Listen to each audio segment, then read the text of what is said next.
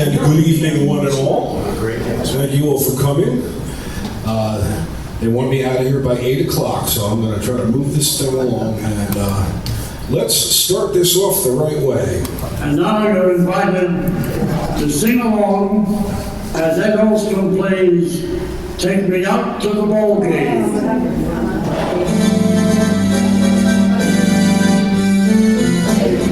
Out to the ball game, take me out to the crowd. Buy me some demons and crackers. I don't care if I ever get that close to root for the Yankees. It's a shame. 1, 2, 3 steps you're out at the old ball game.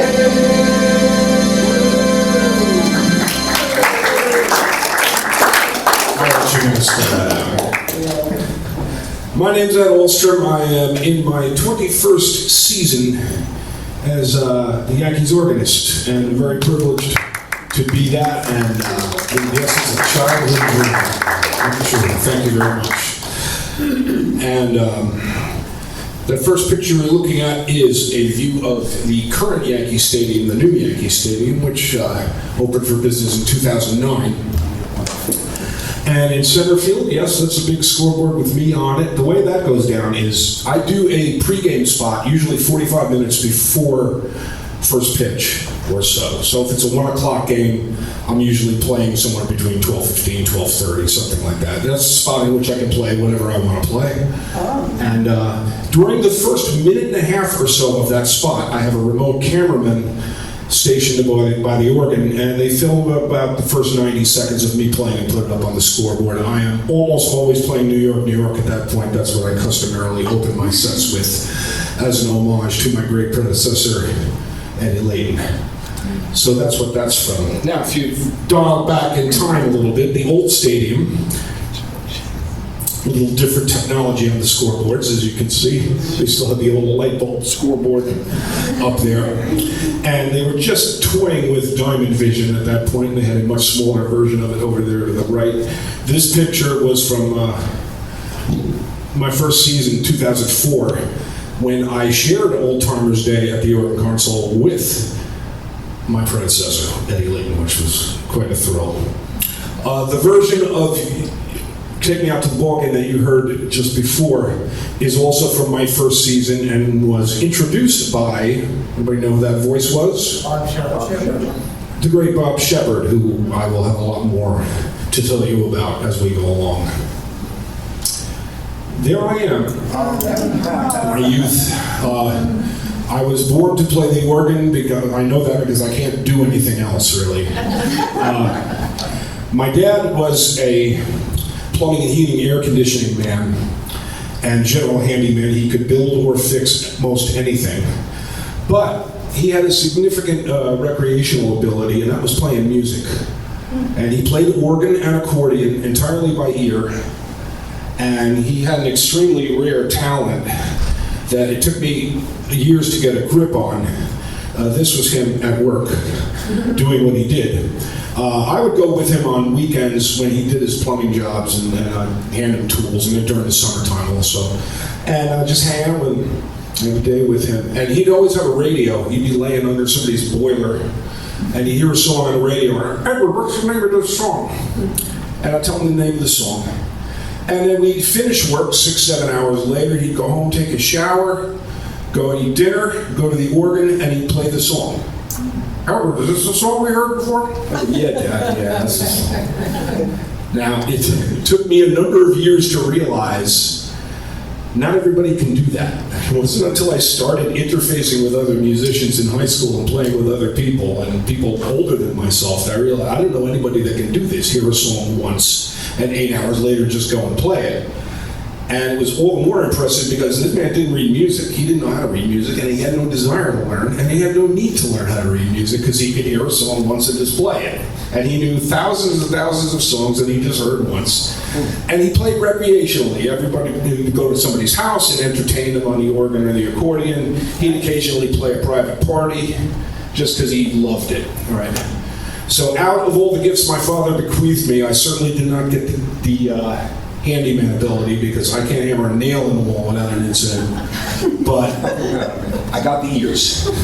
So that's served me fairly well.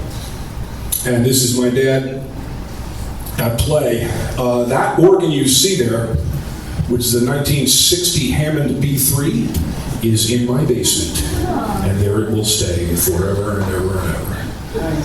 He acquired that organ by putting in somebody's boiler and trading them for it. So this organ and the Leslie speaker that goes with it is probably worth $6,000 or $7,000 now. It's a vintage Hammond B3. And the guy's boiler, I doubt, is still working.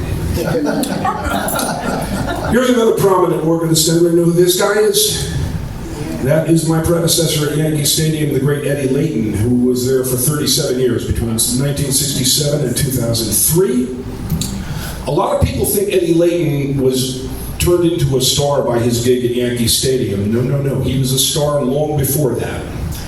Eddie Layton came up in the 1950s when pop organ reigned pretty supreme. I mean, it was a very, very popular subgenre of music, decidedly adult, but still popular nonetheless.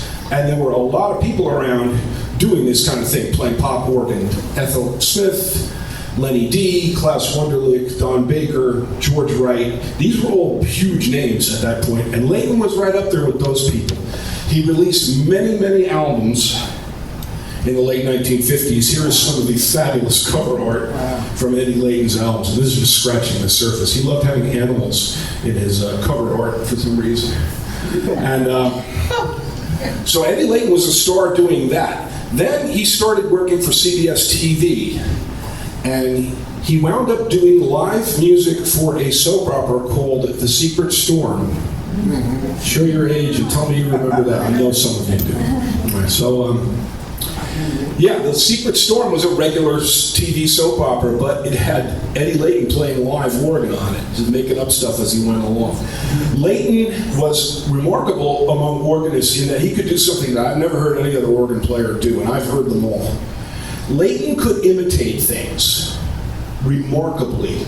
So you could take sounds found in everyday life, train whistles, heartbeats, bells ringing, fire alarms, anything. And Layton could imitate those sounds on a Hammond organ, which not everybody can do because it's a very limited palette of sounds. And you have to be extremely creative and have extremely good ears to analyze the sound you want and get it to happen on the Hammond organ. Layton could do all that. He could imitate birds, frogs, sounds in nature. He could just do this crazy amount of stuff on a Hammond organ that nobody else could do. So by the time Layton got to Yankee Stadium in 1967, he was already very well established and very, very famous. He got to Yankee Stadium because CBS purchased the New York Yankees in 1966. And they wanted to bring in their own organist, and they brought in Layton. Layton knew nothing about baseball at the time he took the job. His famous quote is, "I thought a sacrifice fly was an insect." He said that. But he learned very, very quickly.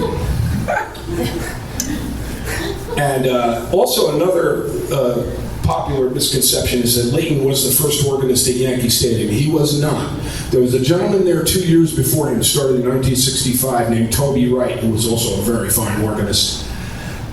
Wright was installed there in 1965 in response to the New York Mets, of all things, because the New York Mets had just opened their spanking new gorgeous Shea Stadium in 1964, and they brought in an organist. Her name was Jane Jarvis, and she was also a tremendously popular and proficient organist.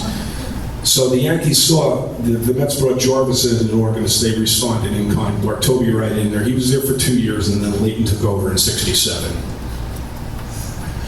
Layton was not there all the time, because he was a demonstrator for the Hammond Organ Company, and he was traveling all around the world doing clinics and concerts and things like that. So Layton would miss years at a time, and he had numerous subs around the area. But he had the job from 1967 to 2003. At that point, his health started failing him. There were rumors going around that he was going to step down. He did not want to stop doing it. but his health precluded that, so he had to move on. So they had to cast around for a new organist. At this point, my lovely wife Maxine, seated in the back there, said to me, you know, you should go after this kid. You love baseball. My dad had been taking me to games since I was 7 or 8 years old. Both teams, Yankees and Mets. So I got a full dose of both teams. He didn't play favorites. And when there was 3 teams in town, he went to all their games too. So my wife's after me, you gotta go after this, you gotta go after him. Max, I don't know anybody there. It's not like there's an ad posted saying, Yankees seeking work. You know, I didn't want to know how to go about getting the job. And I said, look, they probably have people lined up already. It's March, it's a month before the season starts. They gotta have something. I'll tell you what, you go after it. Yeah, Maxine. And you can imagine what that brought. She made one phone call, got through to the head of marketing, who put her through to the head of scoreboard and broadcast operations, my friend Mike Barner, and he said, oh, well, we'd like to hear him play. Have him fax us a resume. Fax, remember that? Right? So I faxed a resume. Mike called back and said, yeah, we'd like to hear him play, have him come in. So on a chilly day in March of 2004, after one of the worst winters on record in 2003. Anybody remember that winter? 2003, it was horrible. There'd be a foot of snow, 2 days, killing away, another 2 feet of snow. There were 12-foot high snow banks all over Manhattan where I was working all the time. It was miserable. And it was still like that in March. So I set out for Yankee Stadium on a day, probably the 3rd week in March, 2 weeks before the season started, 2004. And there's 6 feet of snow on the ground. It's 20 degrees out. I get to Yankee Stadium, and they take me upstairs to interview and to audition. I am now going to reenact the audition for you.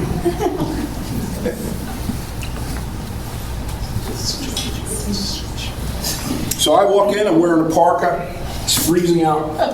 Eddie Layton himself is standing in the doorway, wearing a parka, smoking a cigarette. He stands in the doorway, I sit at the organ, he says, all right, play me a little New York, New York.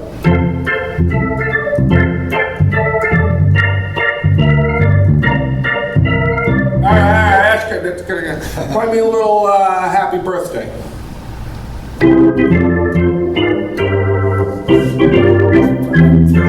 That's good, that's good. A little national anthem.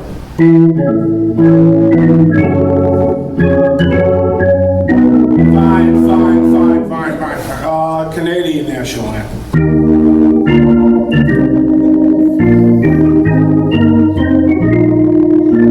Give me a little fanfare.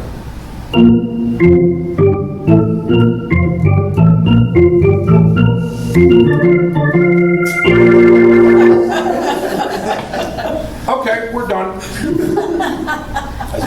Really? Nothing else you want to use? Well, no, we're fine. That's enough. Wow. So about a minute and a half. That was the audition. That's the whole thing.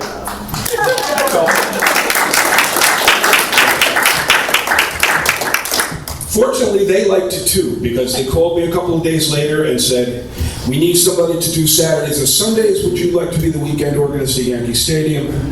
I felt like saying, I'll pay you to let me do it. But I just said, yeah, I'd be honored to do it. So that's how it all started. And then I arrived for work, April 6, 2004, home opener against the Chicago White Sox, and a name plaque, and my office. Okay.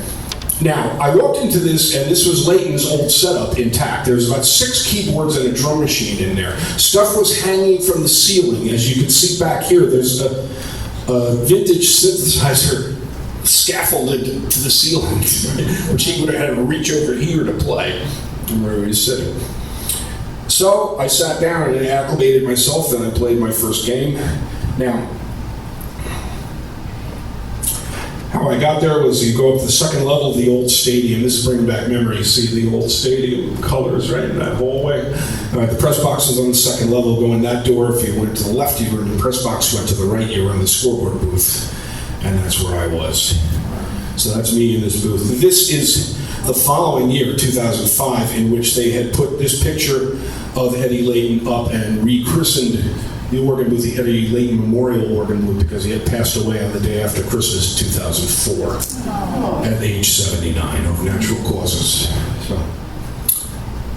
And right behind me, in the booth adjacent to mine, separated by only a pane of plexiglass, was this man, Robert Leo Shepard, the public address announcer at Yankee Stadium from 1951 to 2007. 56 years he was there. His first game in 1951 had Joe DiMaggio and Mickey Mantle in the starting lineup.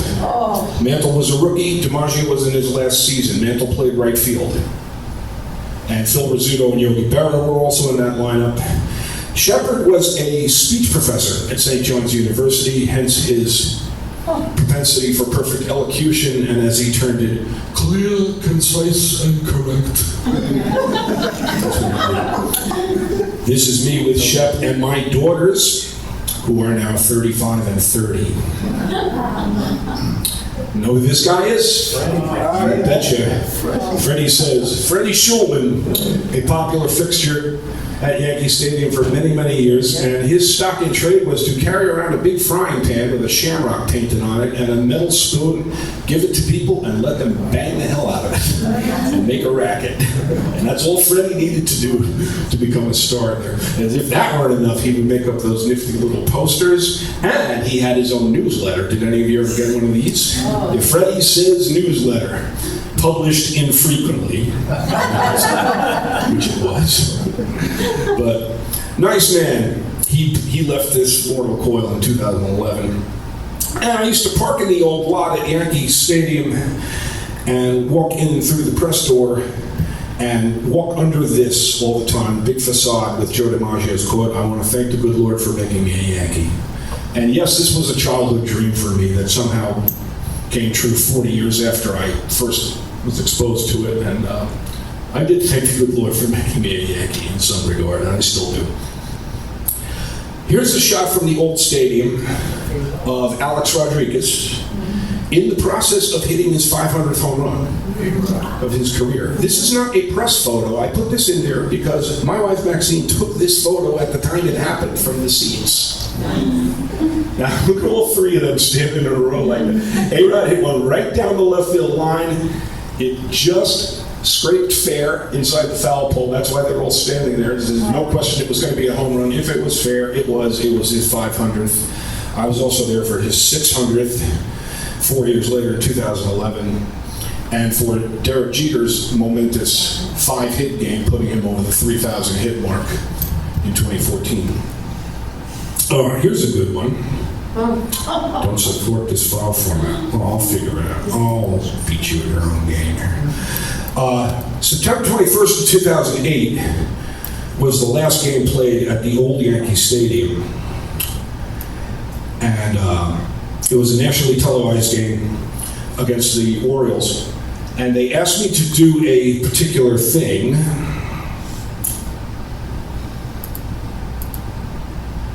Oh my God, this worked before. All right, let me set this up for you. They asked me a couple of days before, we want this song played after the game. And it was called Goodnight Sweetheart, and it's apparently a song that Layton used to play at the end of games all the time. And they wanted to get nostalgic and have that song played.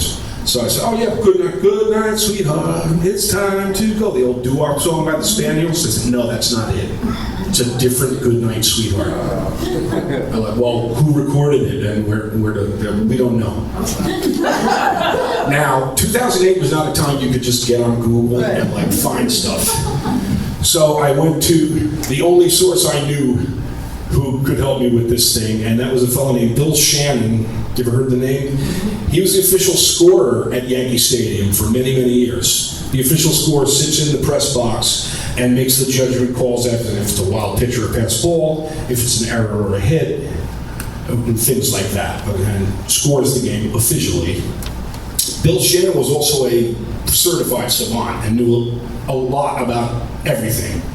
And he's somebody you could go to with World War II questions and questions about electricity and the invention of water and whatnot. He knew the answers. So I went to Bill Shannon and I said, Bill, this song, Good Night, Sweetheart. And he said, oh, yeah.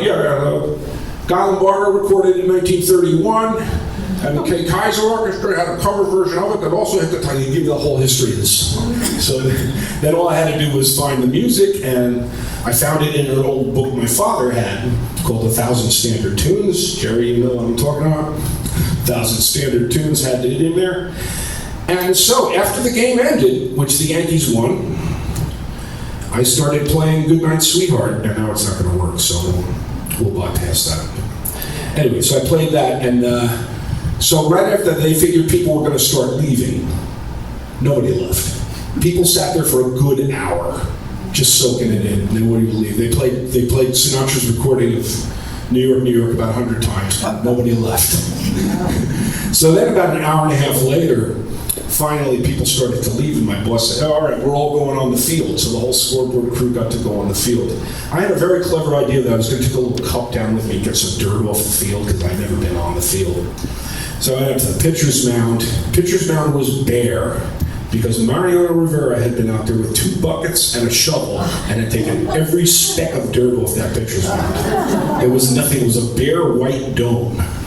So I had to go to like the warning track and get a cup of dirt, which I still have some. All right, so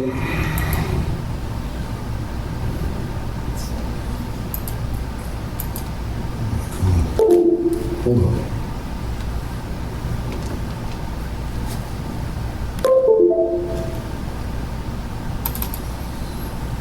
Sorry about that. Now I'll take you through a day in the life here at the new Yankee Stadium. I drive there and I park in this garage, which is right next to the stadium.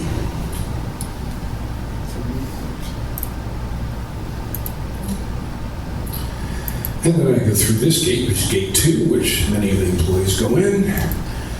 I get on this elevator to go up to the 2nd floor, but not before walking past a sign that says, I want to thank the good Lord for making me a Yankee. They poured in the DiMaggio quote over there with them and put it in the Yankee lobby. Nice.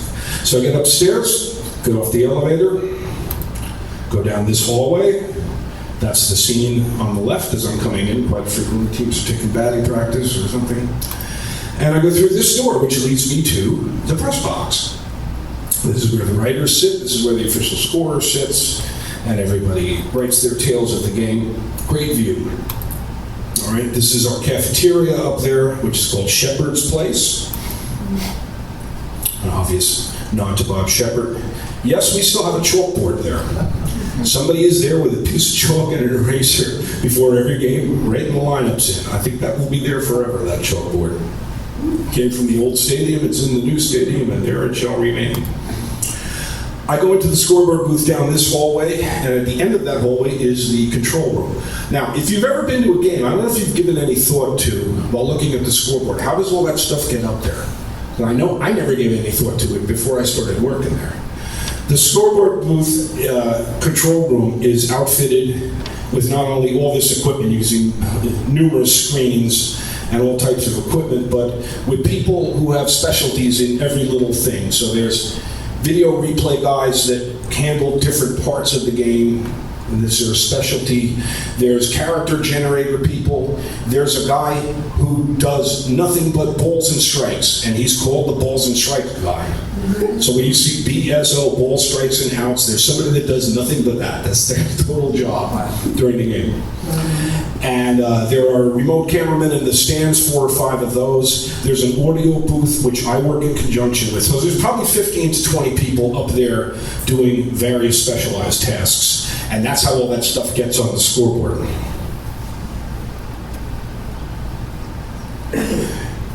This gentleman is the new public address announcer at Yankee Stadium. He's in his 15th season there. His name is Paul Olden. He started the year the new stadium opened in 2009. Paul Olden, many people have probably forgotten this, but he was a Yankee play-by-play announcer on TV for 1 season, 1992. Paul Olden was the lead play-by-play voice on Yankees TV, Channel 11.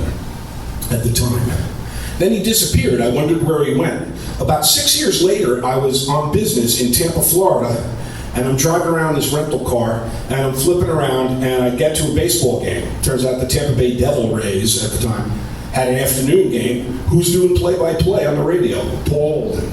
I recognized the voice. I went, wow. So he was there for a number of years, and then he came back to Yankee Stadium and was awarded Bob Shepard's old job as a public address announcer, and he does a splendid job. The only reason I could be mad at the guy is because he's in my old booth. This booth he's in is right behind home plate, right above the audio booth, dead center, second level, best seat in the house. The organ was there for 3 years, and then they moved the organ down to this public seating area called Delta Suites, which we'll get to later on. But anyway, Prince of a Man, terrific public address announcer. That's Paul. I go back down this hallway after I've picked up my paperwork, and I pass the WFAN booth, where they do the radio broadcasts, and where you found these fine people. All right. John Sterling on your left there, just retired this year, age 85. He retired not because he was unable to broadcast the games anymore. He was better than ever at that. It was just getting back and forth to the stadium and getting up and down through the stadium at 85 years old became more of a chore than he wanted to have, so he stepped away. And he's still starting to turn up on WFAN increasingly in commercial spots and things like that. To his right is Susan Waldman, a legend in her own right, who not only battled breast cancer successfully, but one of the very few first women in sports broadcasting, starting I think in the 1970s. And she endured a lot of abuse for it, and came through it strong. And she's still there and doing the games alongside a number of people now. Susan Waldman, in case you didn't know, was actually a star on Broadway for a brief time. She was in the original production of Man of La Mancha on Broadway alongside Richard Kiley. She played Aldonza in Man of La Mancha as a youngster on Broadway. This is the Yes booth where Michael Kay and all his former players broadcast the TV games from. Okay, so I leave the press box, I go down this stairwell, section 223, and enter my office, Delta Suites. Through this door, to the right, there's the organ. So if you're ever in Delta Suites, bear in mind, the organ is there. It's to the left field side of Delta Suites, third base side. Okay. The people who are on the first base side, right field, have no idea the organ is there. Most of them. Because you wouldn't go from one end of this to the other. You'd basically stay in your zone. That's the organ from behind. This TV monitor here is very, very important because that's my lifeline to the game. I had this fabulous seat when we first got to the new stadium. And also, it was the same view in the old stadium, right behind home plate, second level, see the field perfectly. The only thing I couldn't see was the right field foul pole. Now, the only thing I can see is the right field foul pole. That's my view of the game. So without these TVs, I'm in a lot of trouble. All right, so this is what I have. This is my lifeline to the game. I have to respond to stuff in real time as it happens. Okay? So up here I've got the pitch clock. Down here I've got the line score and the lineup and who's batting. This is the center field camera, which is literally that's the camera from center field that gives me a magnificent view of the pitcher and the batter. Only when the ball is hit, it evacuates because there's nobody there. So then that's empty. Then I have to rely on the TV feed. Down here is the Yes feed, which is very, very reliable and gives me a good pipeline to the game. When Fox and ESPN come in, it's a different story. I played a game last night that ESPN was broadcasting. I've never dropped acid in my life, but I have to think it's like what I was looking at last night, because ESPN is usually showing, there's a pitch traveling to the plate and they're showing somebody eating cotton candy and seats, and then when the center field camera goes blank, I have to get on the headset and say, organist has no idea what's going on in the game, please advise. You know? So I'm very thankful for Yes. Most of the games are on Yes, fortunately. So that's the organ. It's a Hammond Model Elegante from the early 2000s.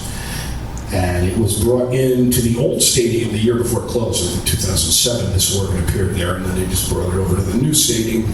On top of this is a Yamaha keyboard called the Tyros, which I use for drum beats and sound effects and home run sirens and PC Richard whistles and things like that. And this is Delta Suites, if you're ever lucky enough to get seats in there. Most of them are snapped up by corporations, but they can be had occasionally. They're from sections 221 to 223. They're seats that didn't exist in the old stadium. So on the second level behind home plate, there didn't used to be seating, it was just the press box. Now they inserted this row of suite seats underneath where the press box is, and boy, are they good seats. And you have all these wonderful amenities. It looks like the lobby of a Hilton here. You have soft drinks and popcorn and peanuts and water. You have all this food. You have a coffee machine here that occasionally works. Literally. I saw this coffee machine for the first time on Saturday. I was like, wow, I finally got something that works. Yesterday was dead. And that's one of the bars. There's a couple.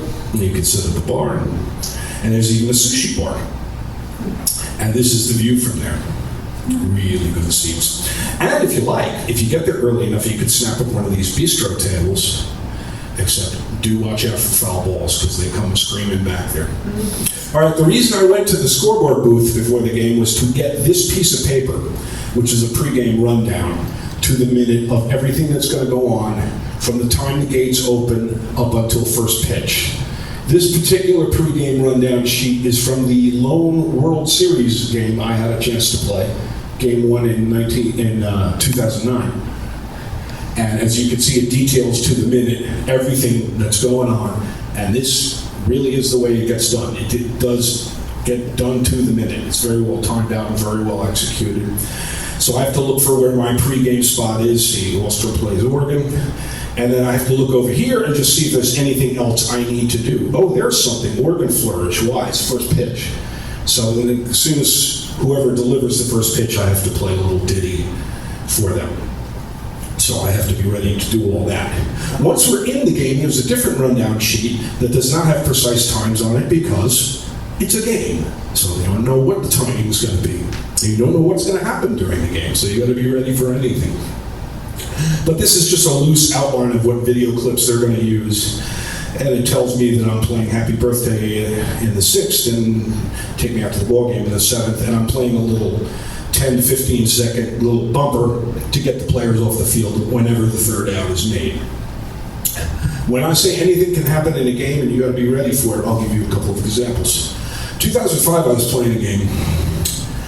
And, I don't know, top of the 4th inning, the Cleveland Indians are batting, and there's a stoppage in play, and I look at it in left field, and there's a big door in the left field wall. This is in the old stadium. Big door opens, they bring the grounds crew equipment in, the lawnmowers and all that stuff. That door had flown open during play, so they had to stop play. So I hear, Alstrom, play something. Now, you don't have time to think about it. For some reason, the muse hit, and I just turned on a beat and I started playing.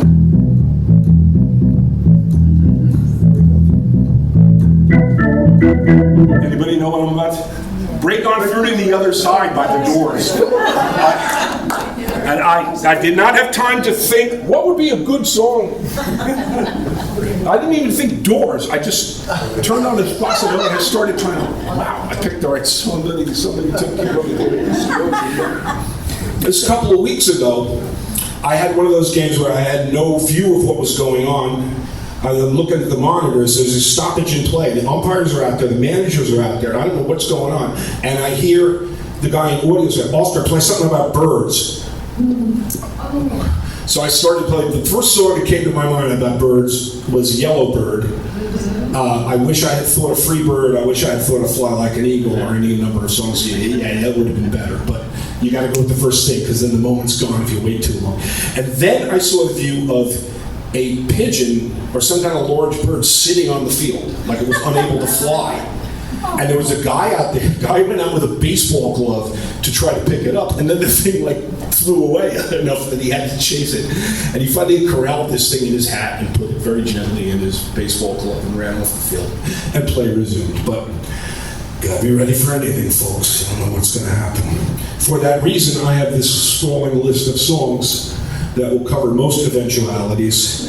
The list on the left, that's called bumpers. That's what I play when the third out's made. So as soon as the third out's made, I have to play something.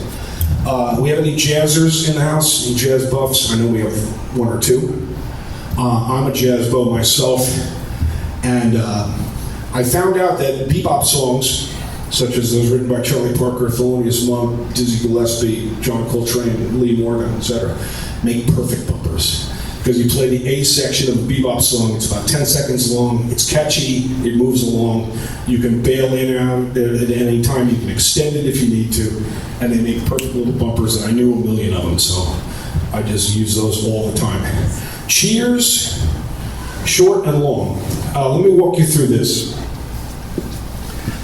Okay, there's a kind of known repertoire of what a sports organist is supposed to play.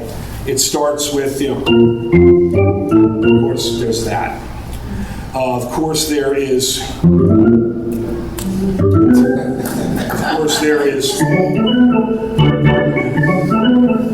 Of course, there is.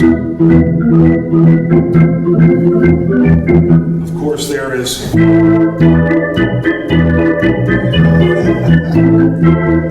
All right.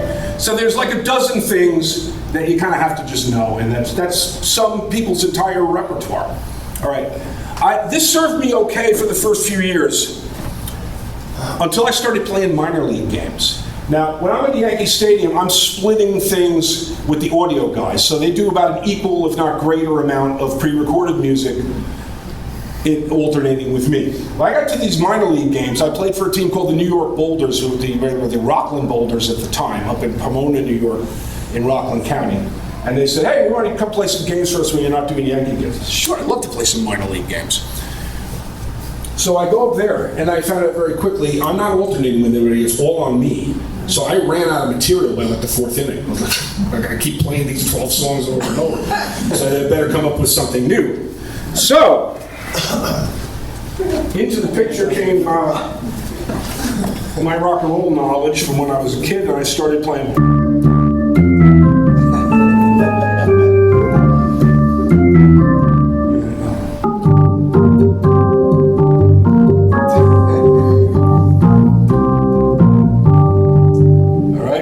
So instantly, my repertoire tripled, and I have all that stuff there too. Now I'm using a lot of hip hop and rap material too, because as much as you like to think this stuff's not very tuneful, there's very often catchy instrumental hooks or chord progressions over which those raps and hip hop tunes happen.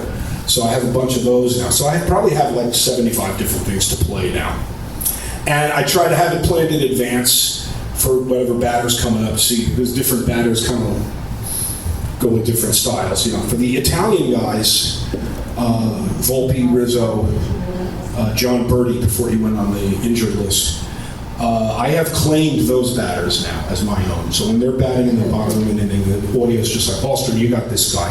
So they get the Tarantella, they get Funiculi, they get Bari, they get the Godfather, they get That's Amore, you know, all the Italian stuff. All right. So then a couple of years ago, this new thing came into play. I never used to play in the tops of innings while the other team was batting. There was just no order. A couple of years ago, there's 2 strikes on the batter, and audio goes to me, Alstrom, play something ominous. Well, what's the first thing that comes to your mind, right?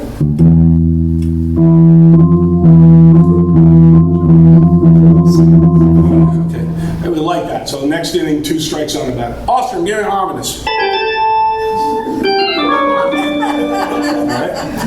So then that became a thing.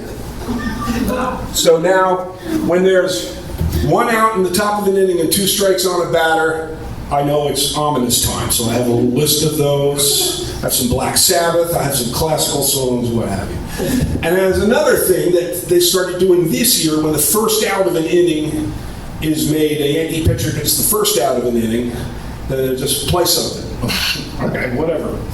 So the duties are expanding as years go on, which is pretty cool. This is the Great Hall, one of the main entrances to the stadium off Jerome Avenue. A friend of mine was down there one day and snapped this shot while I was playing, while that 90 seconds pregame, I was doing my spot. I was up on the board down in the Great Hall. I had no idea what was going on down there, but there I am. And there's another shot from the scoreboard pregame. This is me with the World Series trophy in 2009. Last World Series we won, we beat the Philadelphia Phillies in 6 games, and had the ride up the Canyon of Heroes. Okay, the famous Canyon of Champions route that goes from Battery Park up to City Hall. We were invited, this whole scoreboard crew. We got to Yankee Stadium like 6 in the morning. We boarded some buses, started downtown at about 8 o'clock in the morning on a weekday on the West Side Highway, which was closed to traffic. We were the only people on the West Side Highway in our buses. It was really creepy, like being on the West Side Highway with no traffic whatsoever on. We got down there, we boarded these floats. There was reputed to be well over 1 million people at this event on the streets. Yeah, that's what it was like looking out the side of the float. When our float went through, people were chanting, "Who are you? Who are you?" It's hysterical. Great fun. This is a homecoming dinner. The Yankees traditionally have these at a Midtown hotel, usually the Sheraton or the Hilton up in the 50s there. And it's usually the day before the home opener, the night before the home opener. And they have a gala party in the ballroom at this hotel. I played at that party for a few years. They would rent a Hammond B3 and bring it in there. And I would play for dinner and then play before the event started. One year I was there, this guy turned up. And Bernie Williams was the keynote speaker at this particular dinner, and we got to talking, and he said, "Yeah, I'm going to play my arrangement of Take Me Out to the Ball Game. If you want to play it with me, I'd love to have you do it." And I had heard his arrangement. Have you ever heard his arrangement of Take Me Out to the Ball Game? It's recast as this kind of melancholy, minor key, contemplative thing that has really off-the-wall chord changes and stuff. I mean, I don't want to try to fake my way through that. He said, "I'll get you a chart." He called somebody who faxed a chart over to the Hilton, and there it is. So I played along with him. That's kind of a thrill. Now, this person is seated among you. There she is, my wife. This instrument you see is the old Yankee Stadium organ before we got it replaced. Eddie Layton brought this model in 1983. It's a model that they only produced in 1979 called the Hammond Colonnade. By this time, Hammond had switched over from its time-honored tone wheel and tube technology to solid state. You remember solid state? It was going to solve all the world's ills, and instead created more, I think. So this was a entirely solid state organ, which was newfangled and wonderful, except for a couple of different things. They broke all the time. You couldn't get parts for them, and you couldn't get anybody to fix them. So this organ suffered that fate. It came into the stadium in 1983. By the time we got our hands on it, it was 20-something years later, and it was starting to break down, and eventually got just flat out unreliable, so we had to replace it. So this organ left the stadium, and it went to auction. This organ, the Hammond Colonnade, circa 1979, if you were to find one now, you could get it pretty easily because people are trying to give them away. Nobody will pay for this. If you could get $100 for it, it would be pretty fortunate. This organ sold at auction for $25,000 because it was the organ from Yankee Stadium. You see the shape it's in, too. And I think Layton had an ashtray like glued to all that patches. And this thing barely worked and was in flat out ugly shape and was horrible. Somebody paid $25,000 for it, minus the bench. They paid another $2,500 to the bench. This organ wound up in the Yogi Berra Museum in Montclair, New Jersey. And at the time it went there, I was contacted, so this is around January of 2008. And Yogi Museum called me and said, we have this organ here now, can you come and do a concert on it? And I would have happily done that, except I had another gig. Anybody heard of Odetta, the folk singer? Famous African-American folk singer, blazed a trail for a lot of people. She was still doing gigs in 2008. I had a gig with her, just me and her, me playing piano, her singing, in Latvia in January. And I had to go do that. And they said, well, do you know somebody else that can do it? I said, I got the perfect person for you. So Maxine at the old Yankee Stadium organ at the Yogi Museum in January. Awesome. Great. And here he is, Robert Leo Shepard, the aforementioned voice of Yankee Stadium and the New York Yankees. He was also the voice of the New York Giants from 1951 to 2005. I met Bob Shepard my first day of doing a game, April 6, 2004. Mike met me at the door, brought me up to my booth, got me settled. He says, oh, you should meet Mr. Shepard. And everybody called him Mr. Shepard.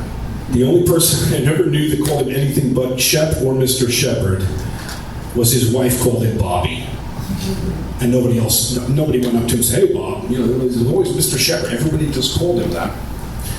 Because he didn't demand the respect. He commanded the respect. Everybody just respected him so much. He was a mister to everybody.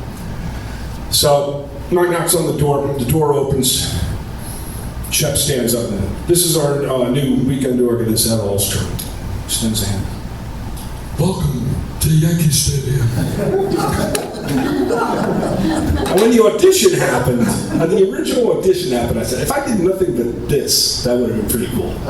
And he was saying to me, welcome to Yankee Stadium. This is all too cool.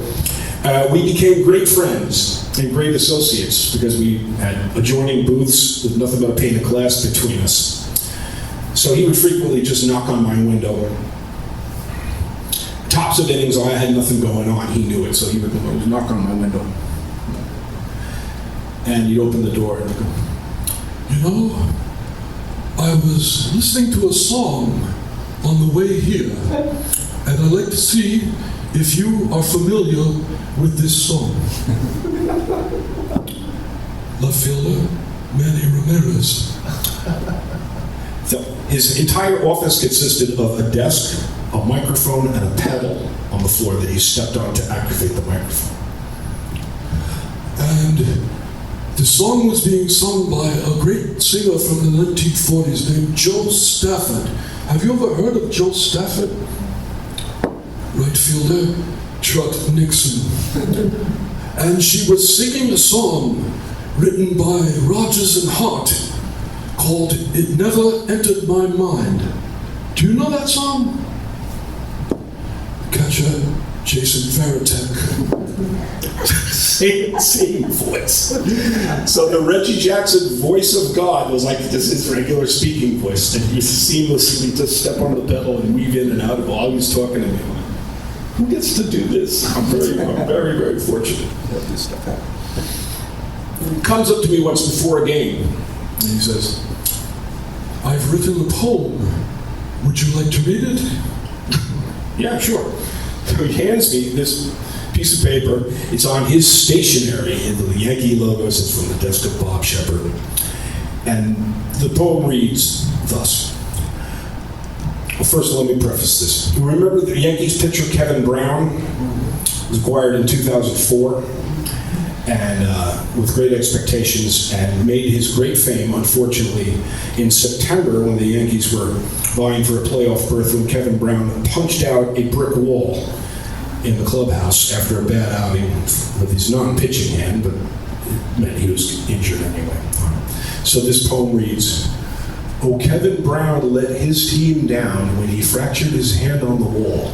Better instead he had fractured his head, then it wouldn't have mattered at all. And Shep is watching me react to this. Like, what? I said, this is absolutely great. I said, you must have a few of these. Oh, hundreds.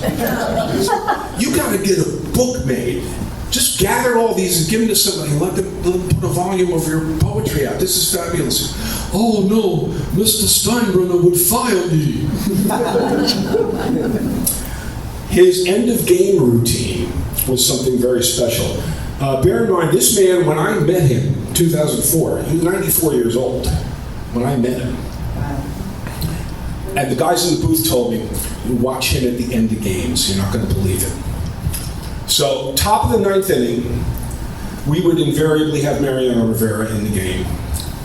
So, with 2 outs, he'd announce the first 2 batters who invariably made outs.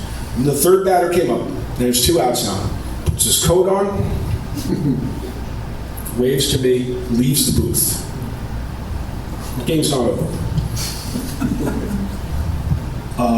If the third out is not made, I hear the door open, he walks in. Right fielder, Tim Salmon. Leaves again. He's standing outside the door with his hand on the doorknob, waiting for the third out. At such time as the third out is made, he sprints out of the stadium. I don't know if you've ever seen a 94-year-old man sprint, but I'm not talking he's jogging, he's running. And I said one day, I gotta track this guy and find out what's going on. So then one day I left my booth with the third out because I wasn't going to be able to call on to do anything. I said, I got to see this way this happens. And the third out's made, and I couldn't keep up with him. He was moving that fast that I couldn't keep up with it. He was unbelievable. Okay, so, all right, here's a very special day. This is August 18th, 2007. Recently unearthed video footage to prove that this happened. It's Military Day at Yankee Stadium. How many of you have been to a military day at the stadium? Okay, here's what goes on. They honor all branches of the military in various ways throughout the game. And then about an hour before the game, they have a fly-in, a parachute in by the Golden Knights. All right, so people are just parachuting into Yankee Stadium left and right. There's a narrator on the field saying who they are and what rank they are in the military, and it's a glorious day. All right, so there's a ceremony slated for an hour before the game. It's a 4 o'clock game, so there's a 3 o'clock ceremony that's starting. It's about 5 minutes to 3. I'm sitting at the organ getting ready. Director comes over, knocks on my window. He points to Shepard booth and goes, I look over, and Shep's not there. And I'm like, I don't know where he is. Now, in the old stadium, you had to go down 2 flights to the cafeteria, so I guess he's down there eating or something. Now, a minute before 3, the director comes over and is like this, and I don't know how or why I did this. It's pretty out of character for me, but I went, he said, go. So I open Shep's door, I sit down in his little chair, his microphone is here, his pedal is on the floor. They hand me the script, which was like 3 pages. I speed read it, and then I hear, Alstrom in 5, 4, 3, 2, 1. Good afternoon, ladies and gentlemen. Welcome to Yankee Stadium. Now, I wish I had done that, but I was toying, there's 1,000 thoughts going through your head at the time you were called on to do it. I said, should I really try to imitate him, or is that this, should I be him, should I be me, or should I be somebody in between? I had never fully made that decision by the time. So I wound up going down the middle. It wasn't like my A-grade Shep imitation. But anyway, there is a video of this. The Wounded Warrior Project is just one way that the Yankees help honor those who fight for our country. Military Appreciation Day is another. The pregame festivities were highlighted on August 18th by a grand entrance from the U.S. Army's Golden Knights. They parachuted into the stadium and landed right on the field. Here's a quick look at their high-flying antics.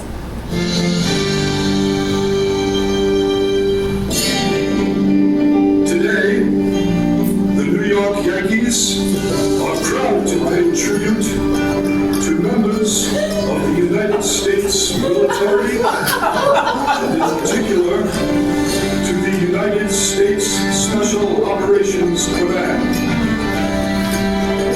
Just before the first pitch by Roger Clemens, fans were treated to a spectacular entrance by none other than the Army's Golden Knights. Okay, so here's Shep later on, by the time he came back later in the game, just to give you a point of reference. Today, the New York Yankees are proud to announce that one of their sponsors will be making a donation to the Warwick Foundation. So, that was my 5 minutes in the spotlight. The irony was that halfway through the read, I hear the door open, and I sneak a look back, and he's standing in the doorway watching me do his game. And I finished the read, I took my foot off the pedal, and I look back at him, and he goes, Were you trying to imitate me? who gets to do this stuff? All right, we have a little time, so I'm going to try and play you something special if I can find it. Where is Explorer?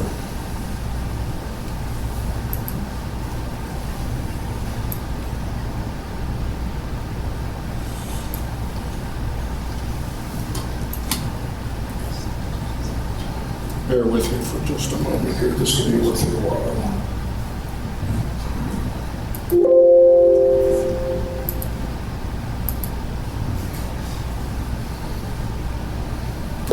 I can't get to my files. Here we go.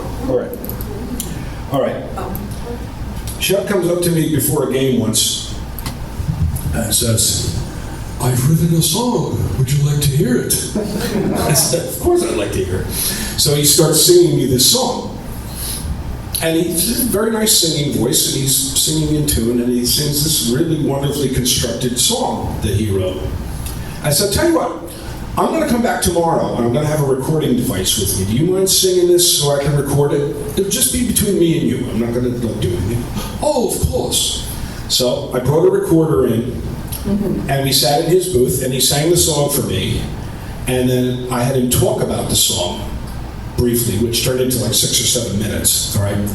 So I took the recording home of just his voice, I chopped it into pieces, I made a track for the song, an instrumental track on my computer, because it was very clear from the way he sang the song what the chord changes were and what the form of the song was. It was very well laid out.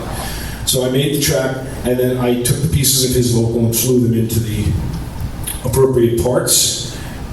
You are going to be some of the few people on earth that are going to get to hear this song. I only have been playing this at presentations I've been doing. This was never commercially released. Almost nobody had heard it up to the time and well after it was recorded. But this is Bob Shepard's composition called Seeing the Caribbean.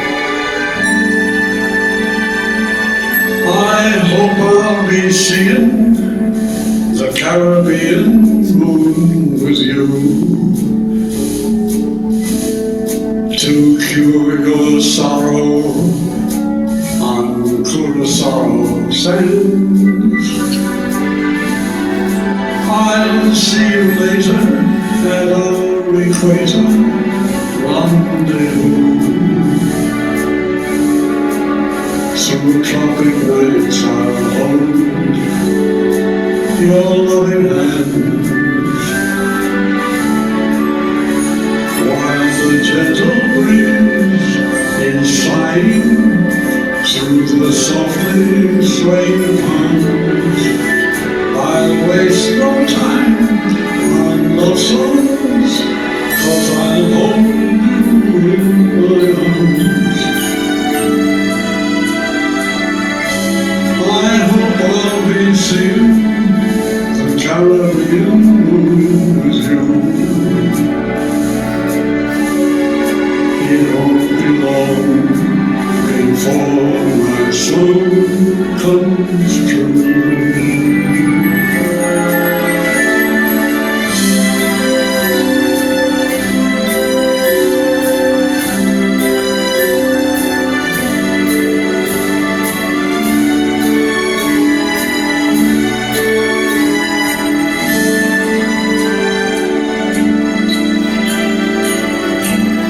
I hope I'll be safe for carrying with you. It won't be long before my soul comes true.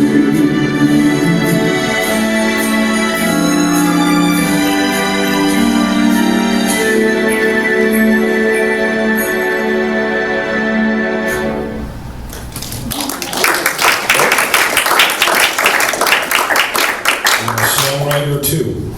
He's not auto-tuned or anything. That's insane. Can you play the CBS thing for them? Yeah, I'll get to it. One thing Shep liked to do was write notes to people. So after I did the read for him on Military Day, he was basically busting my hump and slipping notes under my door the entire game. William Morris Agency called, they need someone to do voiceovers. David Letterman show called, they need a new announcer. Disney called, they want some characters. And this is, he sent me like 10 of these notes, and this is like a summary at the end of the game of all the people I was supposed to call for voiceover opportunities. And a funny man on top of it. And this was his thank you note he mailed to my house for doing that track for him. A prince of a man. Really? This is a glimpse at a song that he and Eddie Layton were working on to honor Phil Rizzuto. So Shepard wrote these lyrics out. Layton may have written the music or not. I couldn't uncover that. But this was in the organ bench when I got there. I said, I'm taking this before somebody throws it away. So, okay. How many of you saw the movie 42? The Jackie Robinson movie. Okay. This was another gig I got that got cooked up through the Yankees to my former boss, Mike Barr. He called me and said, the producers of the movie are going to call you because they need some organ music. Awesome. And they called me and they said, here's what we need. Gladys Gooding, the old organist for the Brooklyn Dodgers in the 1940s, made these recordings called V-discs. And they were 78 RPM recordings that were sent overseas to the troops to keep morale up of all kinds of popular music of the day. Gladys Gooding made a bunch of these from her organ perch at Ebbets Field, and they got sent out. We need 2 of these recreated, and they have to sound exactly like the 78s. I said, okay. So they sent me MP3s of the V-discs. It was pretty weird right there.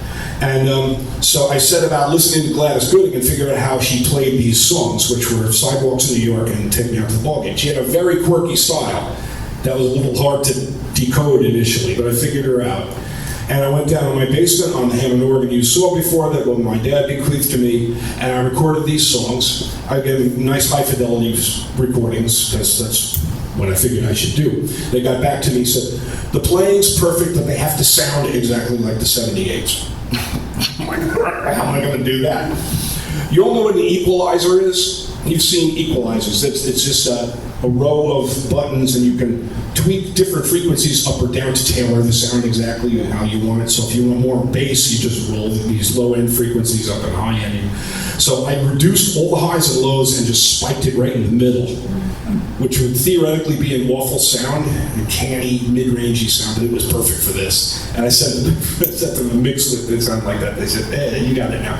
So when Jackie Robinson gets to Brooklyn, in those scenes, you'll hear the organ, and that's me. Here I am with Mr. Cub, Ernie Banks, at an event in 2009 called Baseball Americana that was held at the Library of Congress. It had all types of panels discussing all types of things. Here I am on a panel in the afternoon, along with a baseball dictionary author and a hot dog expert. I was the resident organist, and the 3 of us were talking about that had anything to do with each other. I have no recollection of, but anyway, that happened. And then, so they interviewed Ernie Banks at the end, and then we had a group sing of Take Me Out to the Ball Game, and Ernie Banks said when that was over, sorry, stay here, thanks for the memory. I'm going to sing Thanks for the Memory. Glad I knew the song. That wouldn't have been a good time to say, no, I don't know that. So he's singing Thanks for the Memory into his bad, I guess. Okay, here's a good moment. Now, when a Yankee player hits a home run, there's this melange of noise, okay? Most of which is pre-recorded, but in the middle of that, there's a fire siren, fire engine siren, okay? I like to do this live. I don't use a recording of it, I play it live. And the way I do it is I just hit 2 notes on the top of the keyboard and then use this wheel on the left, it's called a pitch bend wheel, that I can bend the notes up and down. All right. So this way, everybody circles the bases at a different rate and I can stay with them. Wow. So usually somebody like Oswaldo Cabrera that doesn't hit a lot of home runs, he motors it around the bases. Somebody like Stanton hits a home run, he takes his time. And this time, Gleyber Torres hit a home run, and he really took his time. This is fortuitously on video because this gentleman behind me, Eric Capstick, and if you've ever been to Yankee games, you've seen him. He is constantly out in the stands with a large mobile camera, and he gets all around the stadium every single game, and he's filming people. He's down here in Delta at the end of the first inning to film me for a little, 1-minute spot between innings. So there's 2 outs, he's getting ready to go, but before the 3rd out is made, look what happens.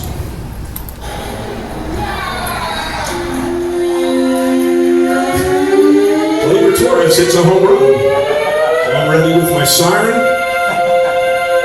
Look how slow he's going around the bases, too. He's taking his sweet time. So Eric's getting a kick out of this. I rarely have to swoop up 3 times. And that's in the middle of that melange of noise that you can't hear from in Delta, but you hear it out in the stadium. Okay, so, yeah, let's go to this. We'll close out with this. Recently,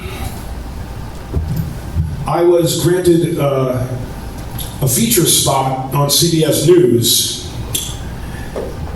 April 12th, so it was about 2 months ago. And Steve Overmeyer contacted me after we had made some contacts and consented to do this spot. The Yankees agreed to it, but he did it in a unique kind of way. He wanted to make more of a human interest story out of it than solely a sports thing. I play at a church on Sunday mornings, so I was going to do my church job and then drive right to the stadium and play the Sunday afternoon game. Steve Overmeyer said, we're going to bring a cameraman, we're going to show up at your church, we're going to film some stuff there, and we're going to follow you to the stadium and film the rest of the spot there. So this is the spot.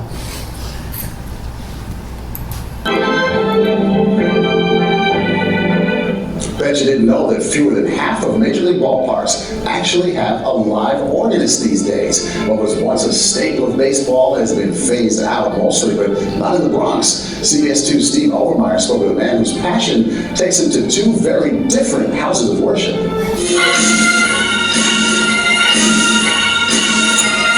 At Yankee Stadium, echoes of legends past linger in the air. There's a maestro whose music honors the history of the game. I love baseball, and I love being in the seat to do this part of it. For the past 60 years, the organ has been a constant presence at Yankee Stadium. Ed Alstrom now sits in the seat once occupied by the legendary Eddie Lehman. This here is a childhood dream for me. From the time my dad first took me to Yankee and Mets games when I was about 7 years old, I was like, wow, organ, baseball, I want to do that. Before the roar of the crowd, his Sunday prelude is in the tranquil halls of a Montclair, New Jersey church. Here, Ed is not the Yankees organist, but a humble servant of music. I love diversity. I love doing all kinds of different things. And it doesn't get too much different than going from that one to this one. You play in the morning at a church, and then you play in the afternoon at the Cathedral of Baseball. 2 cathedrals in one day. What's wrong with that? He plays to the divine, but his destiny was shaped at a very young age. My dad had an organ and an accordion. He said, which do you want to play? And I went for the organ. You could have been the polka king. Maybe someday I'll rue the day. Even though piano and organ both have keyboards on them, they're radically different types of instruments. Organs have multiple manuals, 2, sometimes 3 or 4, and there's pedals, so you're playing bass notes with your feet. And you're playing different sounds with both hands. Which is why with a closer look, you'll see no shoes, just Yankee socks. I'm trying to play notes, and the shoes just get in the way. I gotta work out, I definitely gotta work out. Yeah, playing organ is a workout, because you got all 4 limbs going, and it's demanding. Ed has a way of enhancing the experience in either location. He's more than just a keeper of tradition. He's a storyteller with keys. As a Yankee pitcher gets a strikeout, I'm on it with it. While the drama certainly is on the field, his music serves as a backdrop. The crack of the bat is amen. The cheering crowd, hallelujah. Eddie Layton used to say, I cheer with my music, and I like to think that I'm doing the same thing here. I'm leading cheers through the music, and the more opportunities I get to do that, the better shape we're all in here as Yankee fans. In both places, his music has a common purpose: to unite, to inspire. Whether he's playing to the heavens or home fans.